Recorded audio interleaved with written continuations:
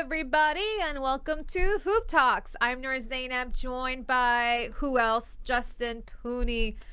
Blowing a kiss to the camera. Wrong camera. It's okay, guys. It's amateur Messed hour. it up Always already. is with Justin. That's why I'm hosting today. But we know that the NBA season is underway October 24th. So we're just under 2 weeks before tip-off of this new season. And what other way to start everything off before the first bucket happens than giving our predictions. I know these predictions, especially pertaining to NBA, don't mean anything. They're going to change in like 3 weeks, It doesn't mean crap. So Yeah. you better take a screenshot when it looks good and then frame it, because after that, it's going to change everything around. But we're going to do it anyway because we don't care. We like to have fun. We like to do content. And we like to have one up over the other. So when the Celtics end up as second, I will be here to rub it into Justin's face. How you rubbing B get second place, though?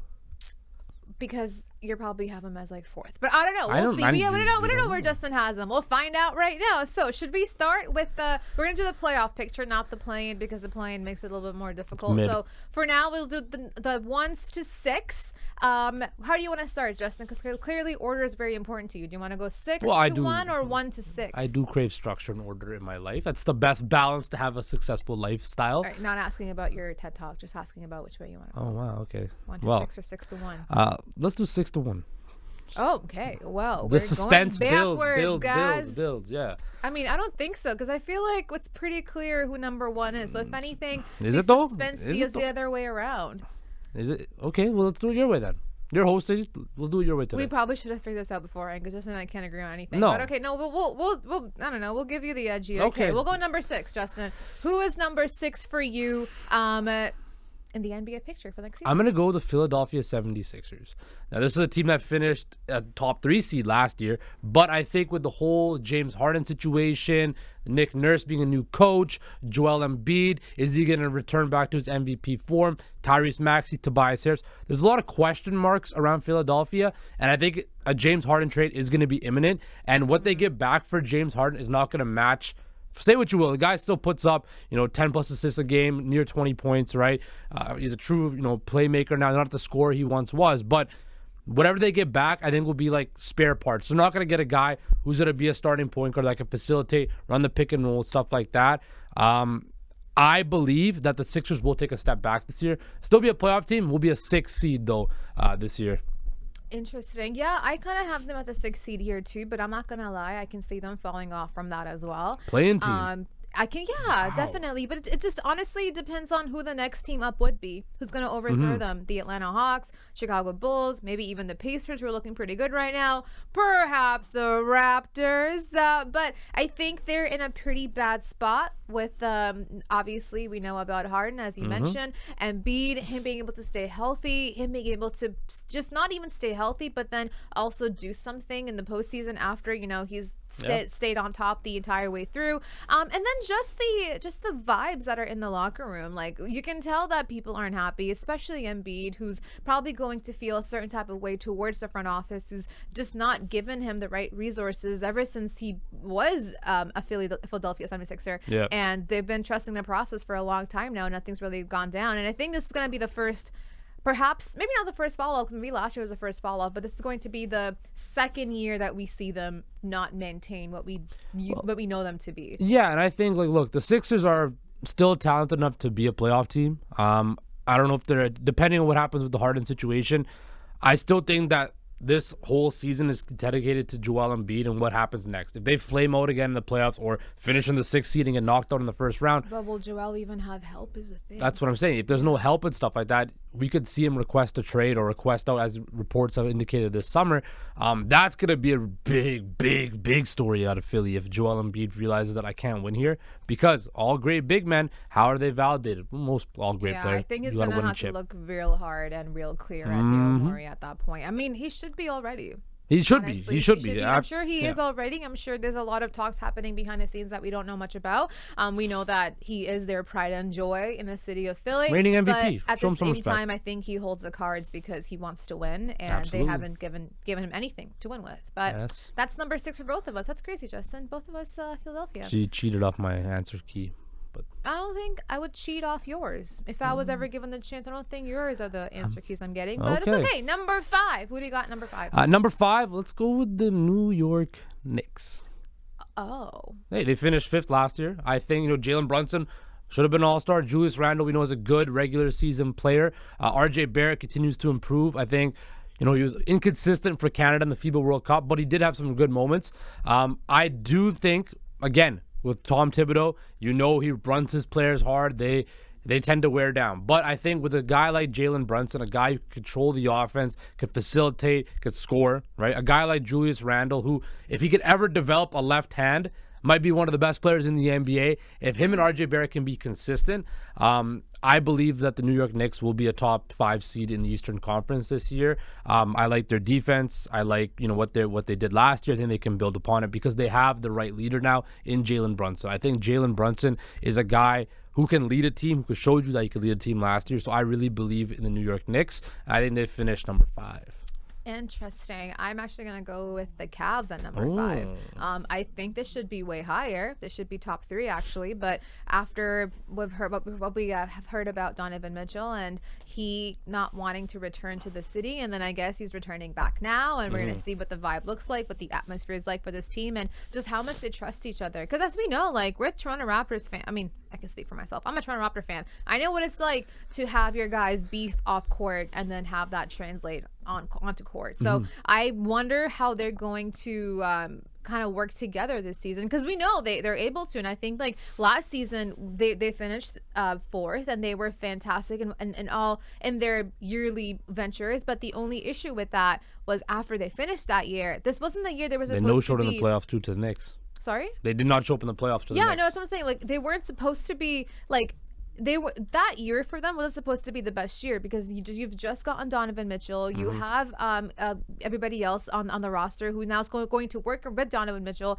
around Donovan Mitchell, to figure out what this team looks like. And then this year was supposed to be the year where you're like, okay, so they got their year together to kind of figure each other out, but now let's see what they're made of. Yeah. But because of so many offseason problems, you wonder what the atmosphere is now. So I don't know. I'm going to give them at number 5, but I expect that to perhaps go up if Donovan Mitchell is bought in and he wants to still be a part of that team. But also, I know I pick Philly number 6.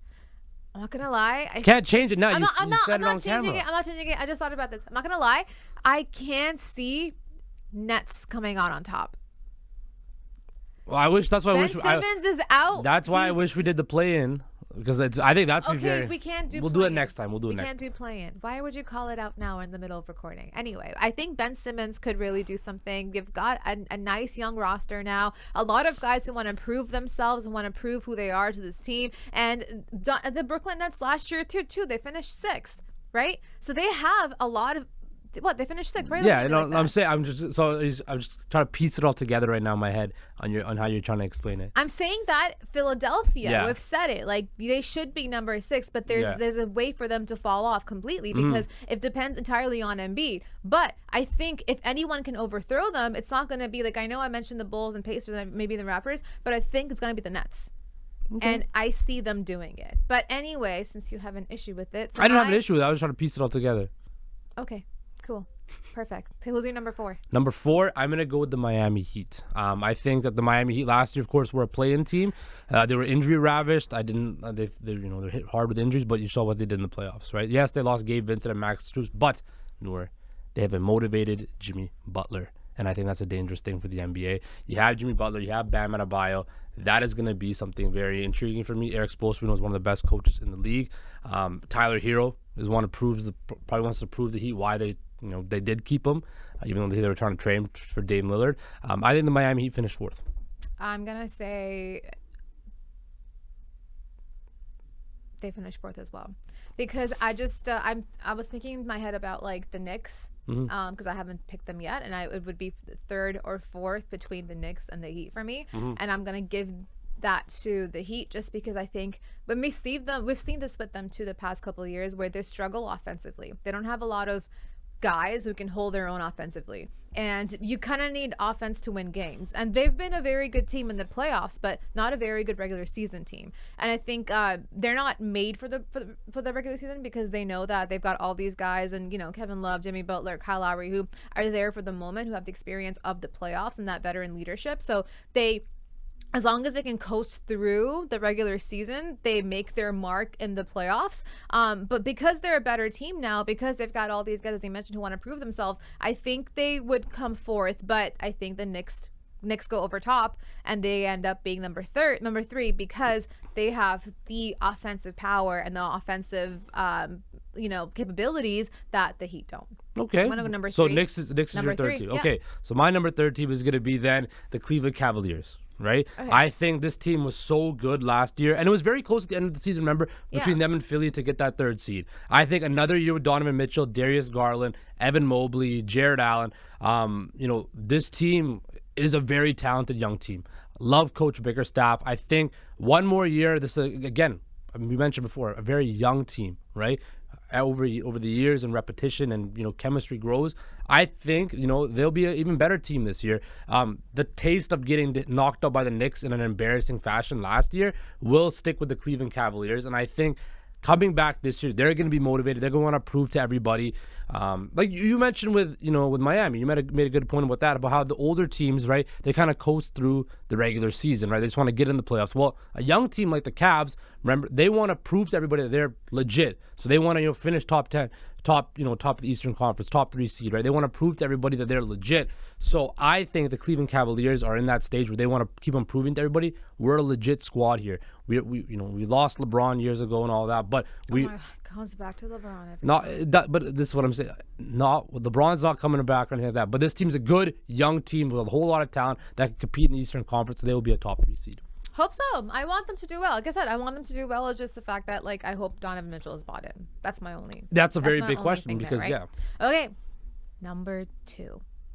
You want me to do them? Go first. So the top 2, I think when you look at the Eastern Conference standings, there's the top 2, a fat gap, and then that's everybody exactly else. why we should have gone the other way, 1 to 6. But It builds suspense. you like to go the wrong. How does it build suspense when we know the top 2 teams are anyway? You agreed with me. You said let's do it my way. I said we could do it your way. said anyway. Let's Anyway, just go. There's a big gap between the top 2 teams, and then there's everybody else. And I'm gonna go with the Boston Celtics finishing with its number 2 seed in the Eastern Conference, but it's gonna be very close with the Milwaukee Bucks. And the reason why I give the Bucks the slight edge over the Celtics is because I don't trust Kristaps Porzingis' health.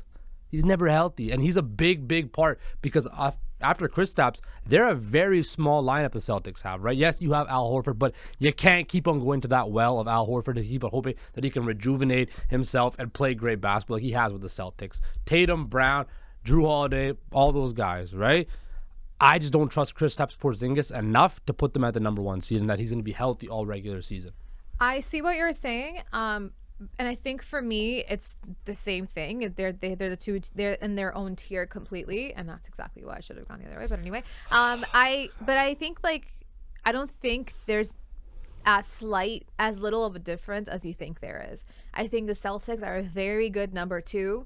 But I think the Bucks are just the league's number 1. Celtics fan, not back on the Celtics. Yeah, absolutely. Wow. Well, Celtics, honestly, coming from me as well, Celtics upgraded after they let go of Marcus Smart. Bringing in Jrue Holiday was amazing for them. And being able to move that ball around with someone who's, he worked with the Bucks. He worked with Giannis. He won a championship doing what he does best. And having that and kind of giving yourself a better version of Marcus Smart is fantastic.